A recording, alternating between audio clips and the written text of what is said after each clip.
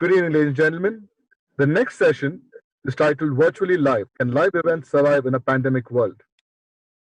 We have probably the people who are pioneers in the industry on this panel. To tell us more, I would like to invite the moderator, Mr. Roshan Abbas, the managing director of Geometry Encompass. Roshan, the platform is all yours. Thank you, and thank you everyone who's watching. I mean, it's really wonderful to have all of you here with us as a part of this really interesting session where we are virtual and we're talking about live. So we already, in a sense, are trying to give you some idea of how this could be done. But with me are the people who can really actually put the spotlight on this. We've got Mr. Albert Almeida, who's the CEO for live entertainment for Book My Show. Welcome, Albert. Mr. Vivek Singh, MD Procam International. Mr. Brian Tellis, co-founder and group CEO for Fountainhead. Mr. Deepak Choudhary, founder and director for Event Capital. And the youngest person here, because I just realized that he's only 28, if I'm not mistaken, Alex Fane, the managing director of Fane Productions. Welcome, everybody. May I also request the console to please go on mute if you can, because we are here and we're going to be a noisy bunch ourselves for everyone. But, you know, I wanted to start with Albert. Albert, Book My Show has given an entire absolutely amazing platform to performers. You bought brilliant shows. I remember being with you in Delhi a couple of months back where you were blowing us away with the numbers of live entertainment. Could you tell us a little bit about where we were and, you know, 6 months ago and where are we now? What's happened to the market and what are your views? Thanks, Roshan, and I'm indeed it's a pleasure to jump onto this panel. Not the best time, I should say, because we are kind of crippled with an unprecedented pandemic, which has kind of put the world on a pause. And I don't think there's been a moment in history where we're all virtually out of a job, if not literally. So just to set some context in terms of numbers, I think as a platform, Book My Show has been the ubiquitous go-to for entertainment out of home. And I must confess that we built this community largely on a very, very robust theater-going habit. But when I'm saying theater, it's from the movies. And that habit really has held us in good stead, along with the IPs that we brought on board with partners like yourself. But just to give you a sense, in the last year, we sold 200 million tickets on an annualized basis for movies. And that number was just 100 million 3 years prior to that. And in value terms, we just on the Book My Show platform itself, we did about 3,200 crores, which was 1,400 crores 3 years earlier. So that's the huge growth that we have seen for the movie ticketing side of the business. And that's on the back of that is where the live business has been built. And of course, that community plus the IPs we've aggregated and marketed for partners, we have tripled the number of events over the last 5 years, more than doubled the number of tickets sold, which was over 7 million, and generated revenues in excess of 650 crores or 6,500 million for the last fiscal. Now, all of this points to, and if I were to go to share some of the categories, I'm saying whether you look at music, whether you look at theater, whether you look at comedy, whether you look at sport, these are all genres that have grown at a steady clip. In fact, for most of them, we're seeing growth rates of between 40 and 60%. And if I were to take the comedy space, it seems to have it's got an even sharper hockey stick growth because it lends itself well, because it's a cheaper format. It's people standing up in a very simple format, etc. So I must confess, we were on a steady trajectory and everybody was looking at the world with optimism, in spite of the constraints that we live with in this country, the crippling tax rates, the lack of infrastructure, and the cost of, bringing some of these expensive IPs down or producing some great quality entertainment here. But as a group, I think we've all soldiered that and taken it in our stride, and we were building to, I think, a healthy industry. So with the COVID attack, I think the entertainment industry was the first to shut and will probably be the last to open again. And that's the unfortunate part, where we've come to a complete full stop. And this is where we need to really address the here and now for the industry. And that's really my opening statement to you. No, it's great. I mean, just look at that size you're talking of. I mean, if the movie business was 3,200 crores and 650 crores is live events that you were just aggregating, that's 1/5. That's 1/5, and it's growing steadily. So there we were all looking at this big sunrise that was happening. And Deepak, I'm going to come to you because, Deepak, you run this lovely thing called the IP Conclave, where you're able to bring IP owners together. How many IPs do you think exist in our market from the live experience sector? How many cancellations have you noticed, and what's been the impact overall? So I'll tell you, when we were in last, I think this IP specific industries got created in the last 5 years, and it's grown to another level. Event industry was growing 10 to 12%, but IP industry was growing beyond 20%, 20-21%. Now, so in that growth, a lot of business got developed, and I think this times, I think the more than any other business, it suffered a lot.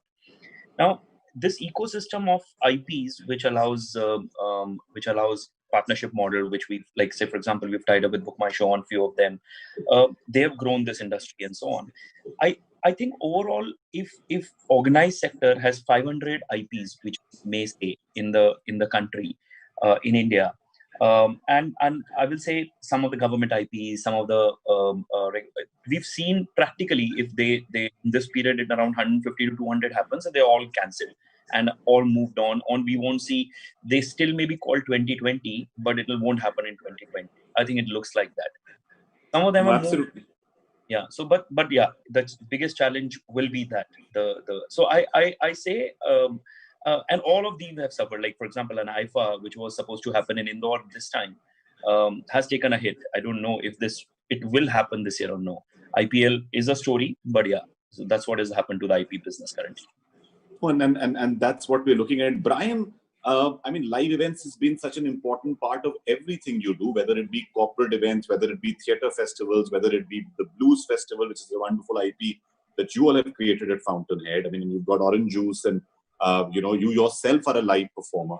I really wanted to ask you, saying that, is there a case being made where people are actually saying that was the past and post-COVID there will be a different future?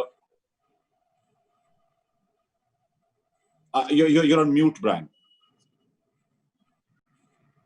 Sorry, my apologies. Yeah, it's a very pertinent question, because there are differing points of view. Obviously, at this point in time, as Albert pointed out, everything's looking pretty dismal.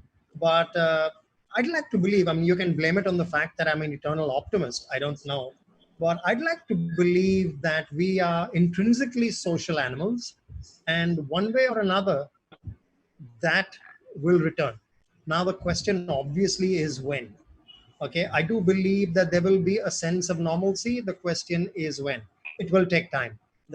I think there are 3 or 4 factors that one has to consider. One is obviously the pandemic, and there is uncertainty around the pandemic, so we don't know how long that will take. We can't forget that there is a sentiment around that pandemic. You call it fear, you call it a sentiment. So even when the curve gets flattened, so to speak, there's going to be public sentiment, around the fact of a social aggregation or against social aggregation. And then, of course, what is becoming pretty evident is the pandemic, beyond the actual virus, is hammering the economy down to the ground. And so the third factor will be, even when public sentiment returns to some level of normalcy, they're going to be fighting the economy or the lack of an economy, if I can be allowed to sound, sound like that. Budgets will be hit, but one has to find deeper purpose. I do believe, if I can dwell a little bit on some detail, the nature of our beast will have to change. While broadly speaking, we were seen as aggregators, creative glue in a supply-demand situation, if you want. I think we're going to have to go way beyond that. Some of us have already started to, but we're going to have to become, brand developers. We're going to have to become marketing propagators. We're going to have to provide services that go way beyond aggregation of services. And that's intrinsically possible. We have to bring way deeper value to the table. And most importantly, at this point in time, we have to look very strongly at sustainability. We have to look very strongly at sustainability. So these are things that we have to really take strong note of. But like I said, Roshan, we have to be really careful now because it is what it is. But going forward, I do believe there will come change. No, absolutely. Vivek, I'm going to just come to you about the fact of saying that while everyone has been talking about, we've been living a life on our screen, what is really essential in our lives? Do we, can we just lead a virtual life with a couple of our friends, etc.? What's the case? I mean, everybody's been making a case. Albert talked of revenue. Brian talked of the fact of saying we're social animals, it's a necessity. Deepak's talked about the whole fact of there being so many IPs and the market was growing. But isn't there something else? Isn't there a power in live events that we all miss? Thank you, Roshan, and thank you to Vicky for giving us this wonderful platform for this important discussion. Roshan, it's very interesting because how things have changed, and we've all seen it together. We've been at the forefront of this change. How in the last 10 years, the experience economy has been born. So there was above the line, there was below the line, there was through the line, but now it's all gone, and the whole thing is an experience economy. And consumers live on experience. We as event promoters, whether it be sporting events, music events, theater, stage, drama, we bring experiences to life. That cannot go away. People are in fact moving more towards experience and consuming experience and buying brands and buying services that give them that experience than they were ever before.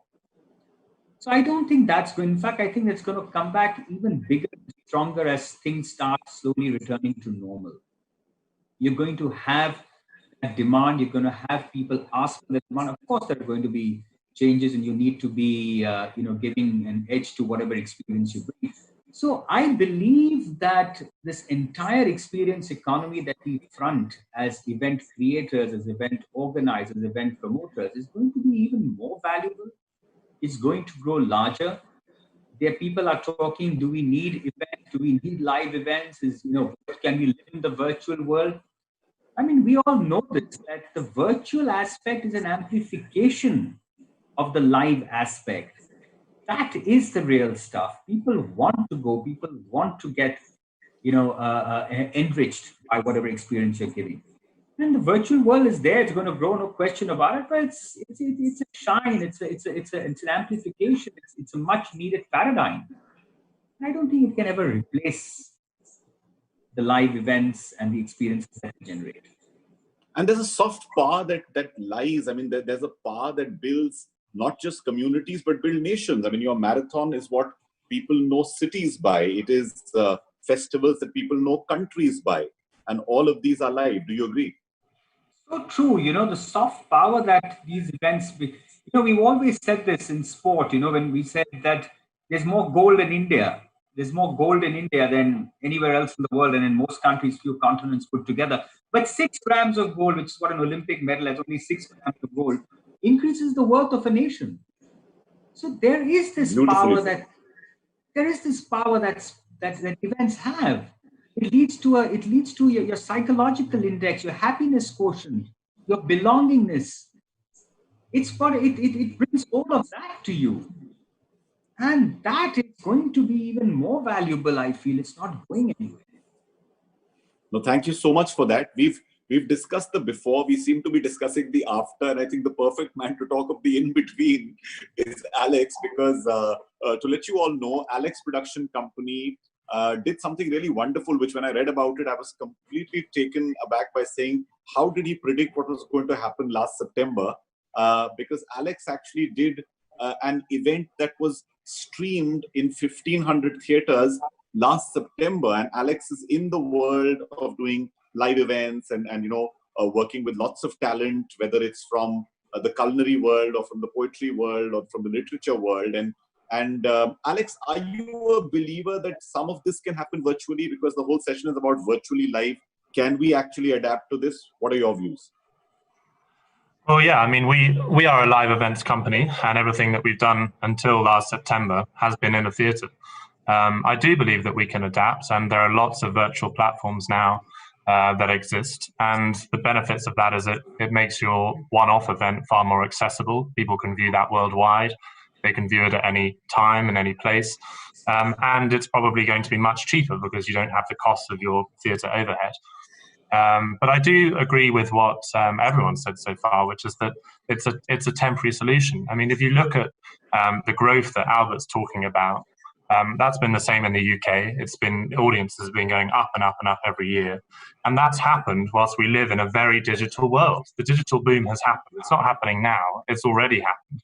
And we haven't pivoted to digital events only before this crisis happened. So that live experience has retained true even in the most digital age that the world has ever been in. So I think we must remember that people crave the experience, what Vivek said. I mean, in terms of some UK figures, 15 million people went to the theatre in London last year. To put that into context, that's more than attended a game of football in the UK last year. So when we look at these issues as people, as governments, we often go to the things which we perhaps associate more as needing, support, rescue, whether that's big commercial firms or sports. But actually, the theatre had more people going to it than football last year. And these are things we need to remember. The UK got its 1.5 billion bailout from the government last week. We did not expect that to happen. But when you look at the facts, it is said that for every pound invested in the arts in the UK, there's a £5 gain in tax for the government. So it makes sense. So what I would encourage is that we all have to pivot to digital now. There are great platforms. It's an opportunity to be accessible, to do new things. But we must remember that live events will come back. And when they do, the audiences will be there because experience is where it's at. And to come back to your question about the Margaret Atwood project that we did in September, that came from a live experience. We had a live audience of 1,000 people in the room. And yes, it was broadcast to 1,500 locations across the world, but it came from a live experience. And what people were watching was the live crowd, that live action. And that's what captivated them. It wasn't Margaret in her room at home. It was a live theatrical experience that they were able to feel like they were in the room of. And until that's possible again, we're all going to want to get back to the proper live experience. Wonderful. This actually brings me to the fact you said that, you did point to one advantage, which is that we find audiences that we didn't find before. I mean, today on our own platform, we've suddenly discovered audiences. When we were doing workshops, we had people logging in from Canada and Dubai and other places. But it was okay because it was a learning experience. Albert, you are not a big lover of the screen. You've been saying that this doesn't cut it, So tell me, what frustrates you about this screen or about the whole idea of, doing these things virtually? You're on mute, Albert, sorry. Well, Roshan, it's not the frustration of the screen. I think we're all getting kind of slowly accustomed to the fact that this is the new normal or this is your new life. And we've seamlessly kind of moved from, physical meetings to these virtual meetings. And even this is one such. We've got used to not shaking hands with people and changing these habits.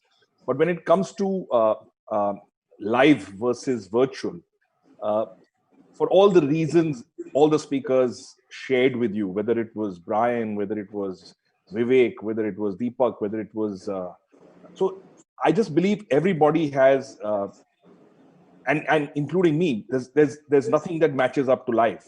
And therefore, when you try and take something from live to a virtual screen, you're pushing water up a hill many times over.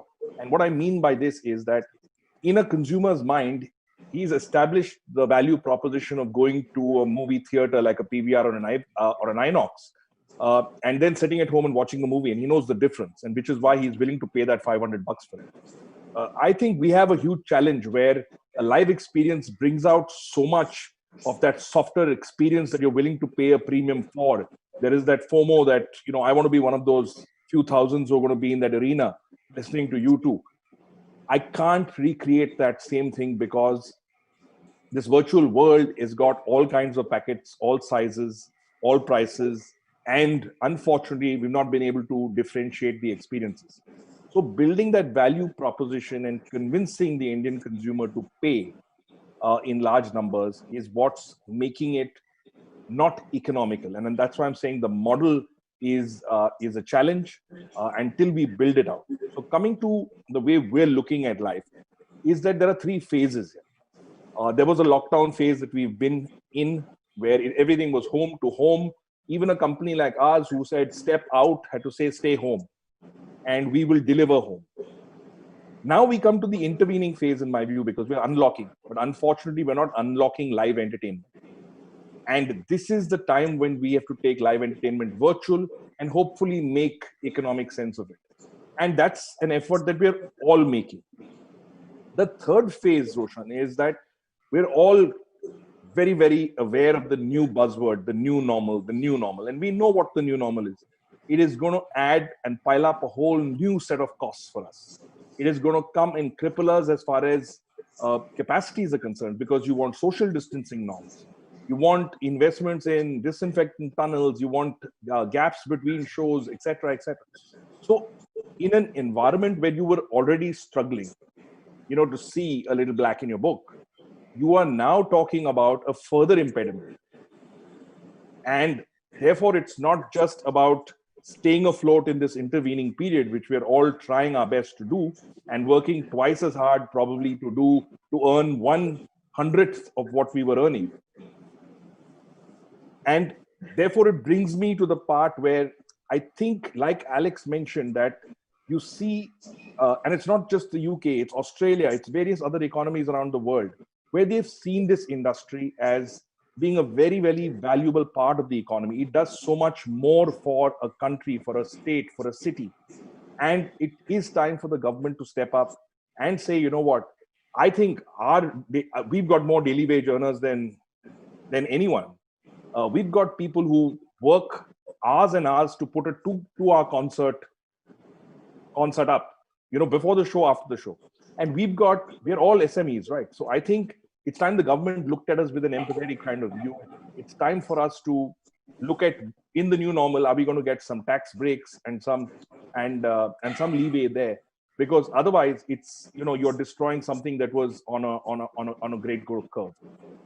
No, absolutely, and I think it's very important for everyone to realize this. The Event and Entertainment Management Association put out an advisory in the very first month saying that about 3,000 crores worth of the organized market was being predicted to be lost in a quarter, because this market has a large organized and disorganized sector, and the number of jobs estimated, if I remember correctly, Brian, correct me if I'm wrong, was about 400,000. There was 4 lakh jobs that they said were going to be impacted over a period of time. The other bigger thing is that we seem to be part of a much bigger economy because hospitality, travel, tourism, and experiences seem to actually feed off each other. And that's something which happens so often. Vivek, I'm going to just ask you, because of the large sporting events. Now, I've seen some football, which, I'm very poorly informed about, as I displayed earlier to you all.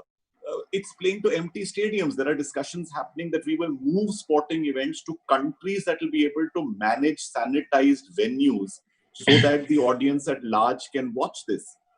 Do you think this is going to be, it seems dystopic. Seeing screens instead of screaming fans in a stadium just appears dystopic to me. What is your view? You're right, Roshan. I don't think a mobile phone can replace a spectator or a fan. That's not going to happen. Yes, so this is an intervening phase that we are going through. It's actually hard. Sport was the first live aspect to kick off on this entire paradigm and universe that we are in, from stage, theater, music, concerts, everything. Sport was the first thing that actually happened. And that's because of its psychological, aspect that it carries. It carries various psychological imprints in it.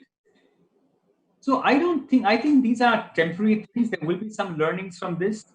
I think, yes, for sure, there are going to be some changes in the bouquet of offerings that all of us as event creators will have to do. And I'm not talking standard operating procedures. I'm not talking sanitization. I'm talking of sheer bouquet of offerings that we bring to the table. And that's going to be something that we need to kind of get creative about, get innovative about. And I think that's something we all are doing and need to do. But eventually, the live, consumers, sponsors need consumers, and consumers need live experiences, and that's where we come in, and that's what we do. So finally, the ecosystem is going to heal itself. It's going to heal itself in a very big way. And I think it's going to heal itself in a very beautiful way, because many times what we did, and I say this, and I know Deepak how hard he works, and Al how hard he works, and everybody out here, the live economy that we are front leaders in was not given its due weightage. It's not. And I think that coming out of this, as soon as things start normalizing, the live economy that we represent and the torchbearers that we are of the live economy is going to be getting a much more due weightage, much more respect. And I'm hopeful much more dollars coming in, because people realize how important it is. Yeah, I feel that we've not often made a case for ourselves to be heard loud and clear, because somewhere there is this lens of entertainment put onto us, when actually what you're doing is building the social fabric of a nation. Look at the religious events that are going to be happening right now. Look at the political events for the country. Look at the sporting events that happen. It's not just about, and even brand owners who would be part of this entire conversation and watching us, how important is it for them to do these, even with their dealers, their distributors, with their MICE events, all of that, and people don't seem to realize it. We get branded, and I'm sorry to make this, seem like a little bit of a clarion call for our business, but it's important for people to realize the sheer power of what we do. Brian, I'm going to come to you, and Alex, that I'm coming to you next for Alex is going to be my virtual solutions man today, because can I just say one thing on what you just said? Yes, please, Alex, please. Now is the opportunity to show why this sector is so important. And we're seeing that in the UK as things open up. So restaurants and pubs have just opened, and yet no one is going to them in the West End because the theatres are shut. So you may choose to open sectors of your economy. You may choose to open the hotels or the places by the sports grounds or the theatres. But if they are not having live events, then you will see for the first time what happens when you don't have the entertainment industry, when you don't have live. That so many industries rely on it, whether travel, hospitality, whatever it is. So there's a huge amount of reliance on our sector that usually isn't highlighted. And now that we can't exist, now that we're prevented from actually showing what we do, when other sectors open, everyone will see what we are contributing. And I think that's what we have to put forward. No, absolutely. Brian, I was coming to you to say that the Chief Minister of Uttar Pradesh has announced that large format events will be allowed, keeping, of course, all the correct norms of social distancing, making sure that the venues are safe, sanitization, etc. Is this, you think, the beginning of a trend? What should be our response? I want to roll back a little bit, Roshan, and actually dwell a little bit first on what Vivek said. I think we are an industry, and you also, validated, we are an industry that's way, way more important to the country than we are given credit for, and we need to really make a strong representation of that fact. I think everyone has generally said that. I speak of India. Official reports, how retarded is this? Official reports say that one study says that we are a over a 10,000 crore industry. And unofficial reports say, and I'm talking organized, not unorganized, unofficial reports say that we are close to 170,000 crore industry. You're talking, how disproportionate is that?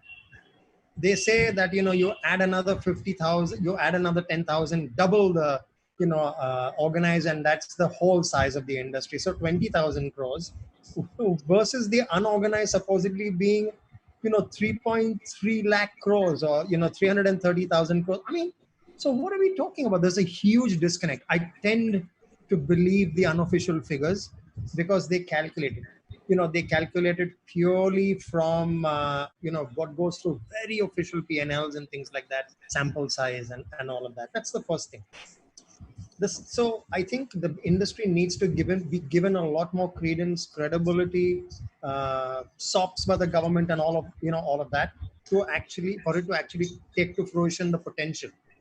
I think on the way forward, look, we are making way too much of the digital. I have a question I always ask myself: is the IPL, which is quite simply the largest sporting event, at least, is it an on-ground event or is it a television event?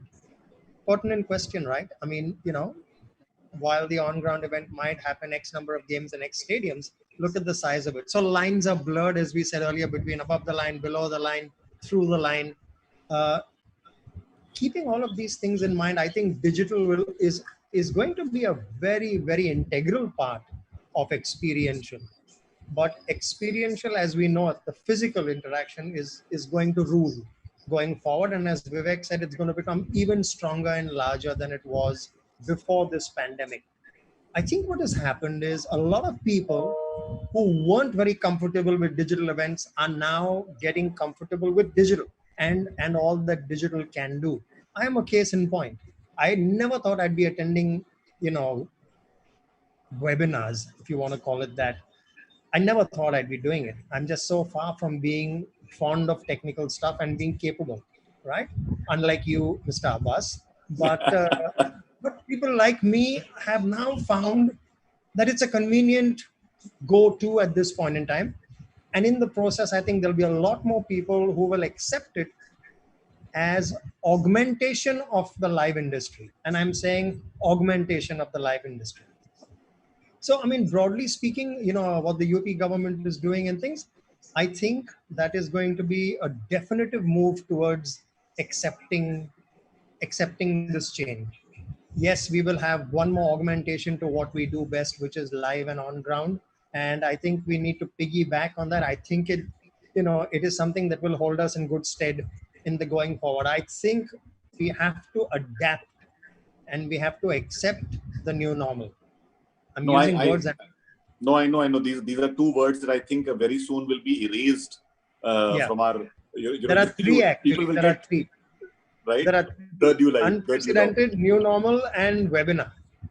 Well, that actually brings me to a question that's coming from the audience. Rajiv is asking, and Alex, I'm going to ask you to answer this first, and Deepak, then I'm coming to you. With virtual events and concerts, doesn't everyone end up getting the best seat in the house? In a virtual arena, and therefore should we not be looking at new world design like AR, VR, creating immersive experiences using that, Alex? Yeah, I think that's a very good suggestion, and I know people are looking into that here, especially from a VR perspective. It's just quite expensive, and not a lot of the equipment is that accessible at the moment, but I certainly think that's somewhere it might go. And people are looking to create certain levels of what a virtual event might be. So you might buy a ticket that is more expensive that involves a 15-minute meet and greet with the act after the webinar finishes. You might, in the case of a lot of our shows, buy a signed book with a ticket. So within that, you're thinking, I'm actually getting something physical, so I'm not really paying for this event, is sort of how we're branding it. So I think there are lots of ways to enhance that experience. Find ways of getting people to have the best seat in the house that you would charge the most for. But technically, some of them are still a little far off. Alex, I'm just going to come in with a cross question to that, saying, these ideas, are they being individually generated by agencies, or are you all able to put together a think tank of people to think of these new ideas? Because I find that lacking. I find many of us are in isolation trying to find solutions. What is the way to find one together? Is there something that you all are doing there? I think initially when lockdown happened, most of the arts organizations got together and decided it was their role to put out content for free. And I think whilst that was very noble and served its purpose, it was potentially, in my opinion, the wrong thing to do, because it's really undervalued what an arts offering is. So in answer to your question, I think people are talking to each other and they are discussing them. And there are more and more platforms popping up that can facilitate the sort of thing I'm talking about. So we're about to launch about 30 online events with in partnership with Vimeo, who have a fantastic online platform that we can sell our tickets through, and up to 100,000 people can watch across the world at any one time. And they'll all have these added bonus things that I've talked about. So you can buy just a standard ticket or a book with a ticket or a meet and greet with a ticket. And for now, these are only online events. But when social distancing comes into place and we can open theatres, I see them as augmenting that experience. So we might only be able to break even by having 200 people in a 900-seat theatre. But if it's then being broadcast live that night as well, that's our opportunity to make our income up. Fantastic. Deepak, I was going to ask you, you were telling me about a 6-month, 12-month, 18-month plan. And I also want to check, because I saw a wonderful creative for Windmill, which said that you all are creating a windmill land, which is something that can be accessed online. So you are fighting this by almost creating the same real estate that was a Geo Garden or any other venue on a virtual platform where you're not limited to maybe 10,000 people. I mean, it's a virtual space, it can be much bigger. So tell me firstly, how are you adapting to virtual? And then tell me about the 6, 12, 18-month plan. And if there are any more questions, please keep sending them in. I'll keep taking the questions. We've got another 15 minutes. We're doing well. And if there are any other points that anybody wants to make, please do let me know as well. But Deepak, over to you. So I'll see, firstly, the windmill, very clearly we realized that let's give the same experience what we give at Geo Gardens to the people. And we practically have created that experience digitally. And we've invested once, but we also know that that investment can be used very often. One. Second, we are not restricted by a city anymore. Okay, so the data and the number of participants, we are charging a small nominal amount of 200 rupees, but we are seeing that the data can go to 20,000-30,000 people immediately on the first show. Okay, so experiencing, you may say that if the kids, a lot of kids events, kids workshops are available, but still the people are looking at a holistic experience of a festival. We've tried to create that. That is one effort. Second, I also wanted to bring in one sponsorship thought, where the sponsorship market is going on generally. Okay? Absolutely. I was going to come to that. Yeah. So how it's definitely going low. The sponsorship was a low end in pie, and the numbers have gone low. But I also realize, and what people should start focusing on is these 6 areas of realization in this period. One is CSR. CSR is working well. Okay, people are coming across, companies and corporates are coming across with CSR money. Secondly, there is enough money getting rotated in the technology pieces. Now, this money again is available for sponsorship.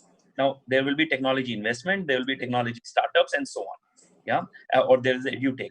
Third piece is government. Government will open up in a big way to launch the openness. Okay, and that monies will come into sponsorship format. Fourth is TV and OTT will take a pie, and we should look at TV and OTT.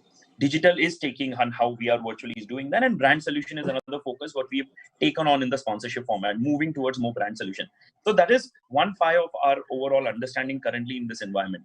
Also, how we have we put together our business is 6 months of digital, another 6 months of look at the events going on ground with social distancing, and then last 6 months opening it to normal, how we were doing the large festivals. So in the first 6 months, let's say, giving you an example of exhibitions are working well. We've done something called edutainment, and we realize that smaller monies are available, that's flowing well. Windmill, I gave an example. I've created something called Festival with Book My Show as a joint venture, where largely we are making sure that all the festivals are coming together. Yeah, so that's was 6-month plan. With social distancing, we are planning you've heard of drive-in theaters and drive-in cinema and drive-in concerts. So we are working towards a drive-in concert. So it will automatically have the rules followed. Okay, as soon as the government opens up, we are waiting for government to give a approval and say, and that way where we need NEMA's help.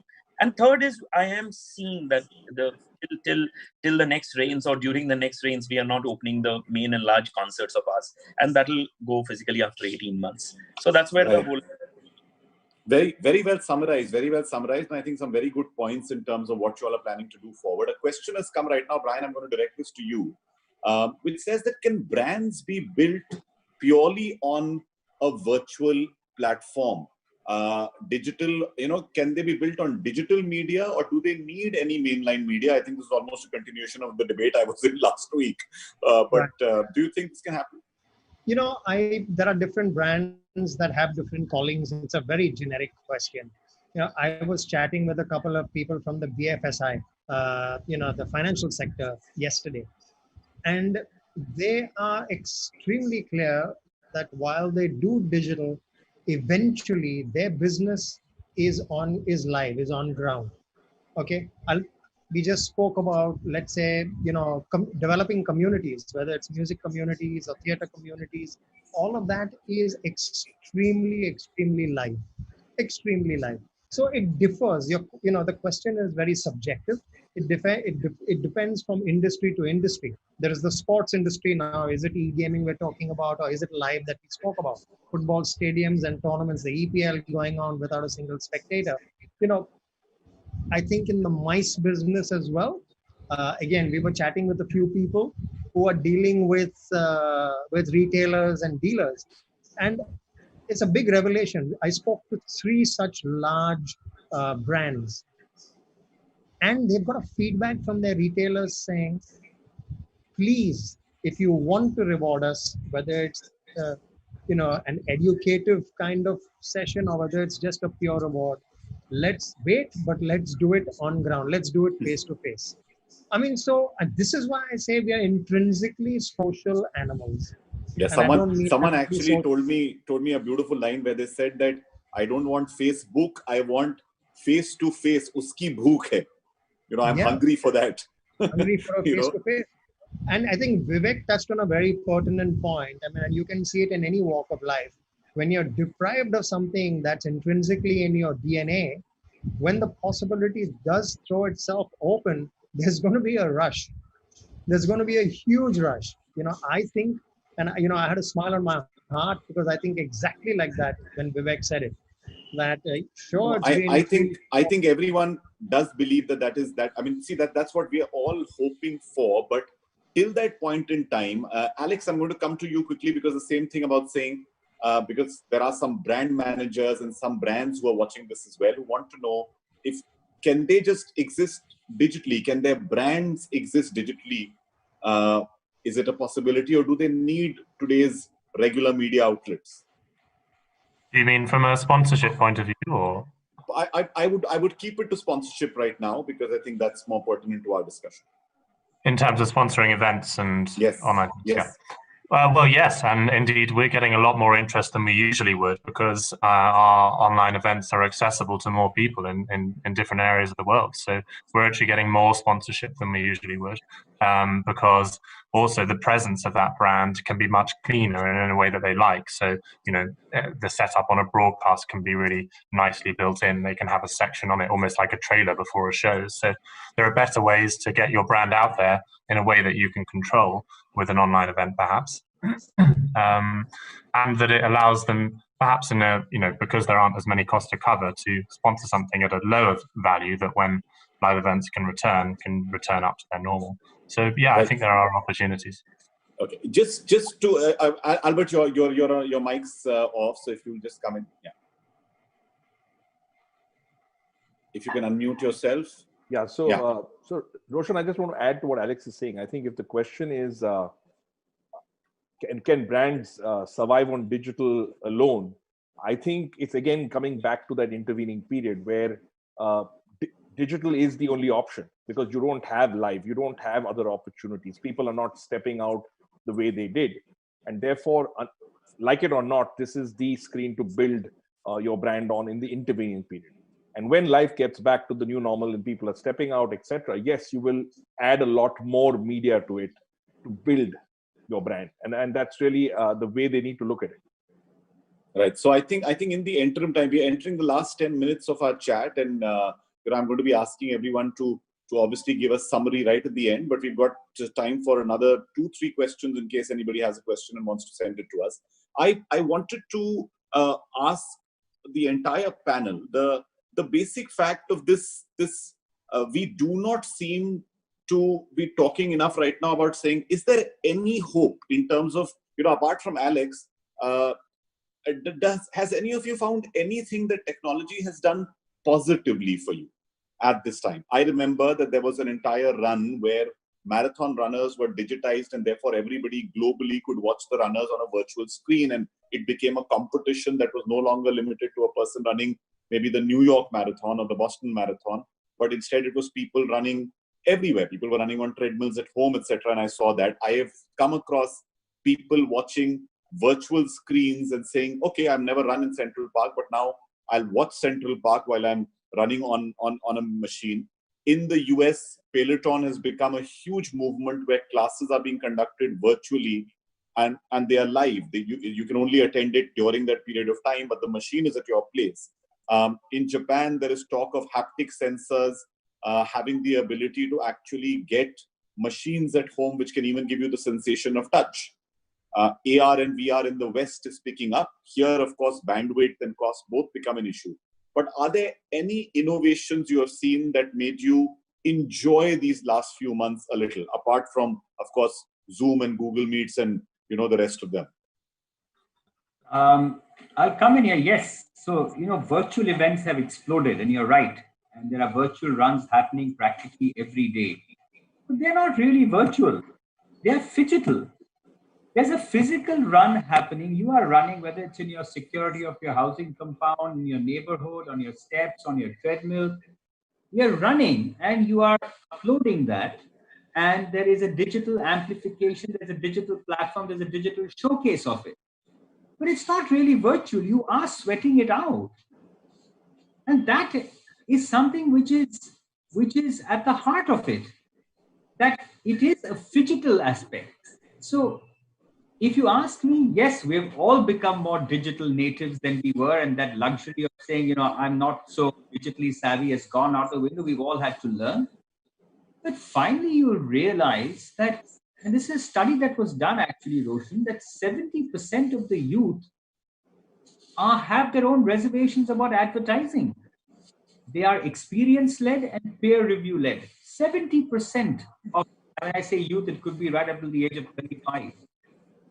They're not just going by what advertising tells them. It's different to when we were growing up. So and that's not going to change. Their mindset is not going to change.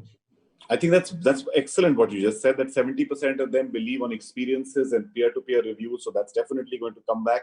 And even these little runs, etc., that are happening from home. Because I was keen to know, in case you told me that you had shifted some runs to November, right?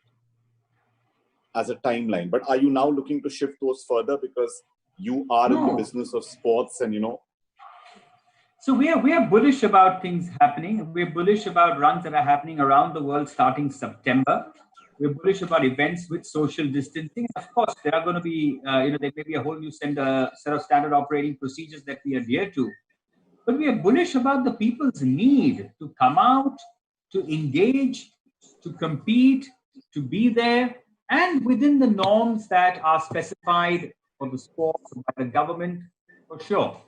So yeah, we're bullish actually. September onwards, we're very bullish about what we do.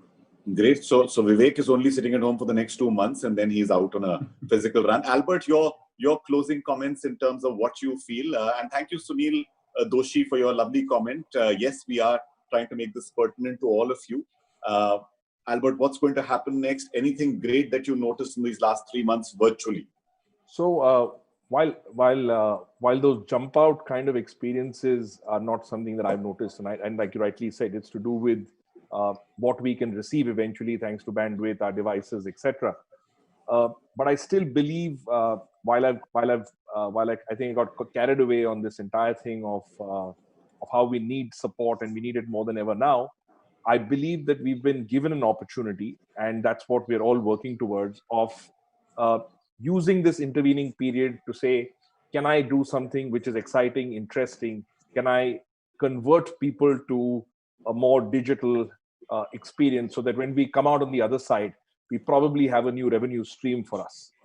And that will only happen if we're all committed to the cause. And when I say committed to the cause, if we see data trending in a particular direction, which means there is a demand or an appetite for it, are we serving them well with great content?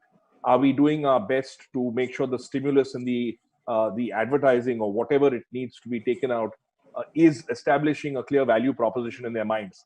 And are we getting value from them and compensating for that price of ticket with taking out the physicality of a real venue and taking it virtual, and making that audience much larger?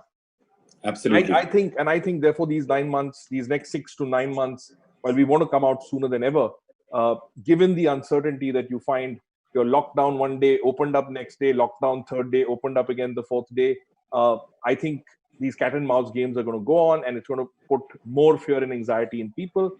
I believe that we're living in an in-between interesting time. If we can make ends meet and evaluate these new options, we may be onto a good thing in the future. Right, absolutely. Alex, any last comments? Anything you've seen that has really jumped out at you from a screen? No, I mean, being, as you said, the youngest member of the panel, you would expect me to come up with a good answer to that one. But I'm a strong believer that every generation wants that experience. It doesn't matter how old you are. But no, I'd agree with Albert. I think now's the time to come up with something interesting, engage with your audience in a different way, get people to look at your brand, sign up to your mailing list, engage with you. And then when you come back, you'll be stronger. We've all said that we'll be able to come back strong. So find interesting ways to get through. There are great technologies and options out there. And when we're ready, we will be able to get on with it, hopefully. And meantime, Absolutely. get the government to give the bailout. Absolutely. I was waiting for you to say that. Deepak, last comment. We've lost Brian to bandwidth, I guess. I'm back. You're back.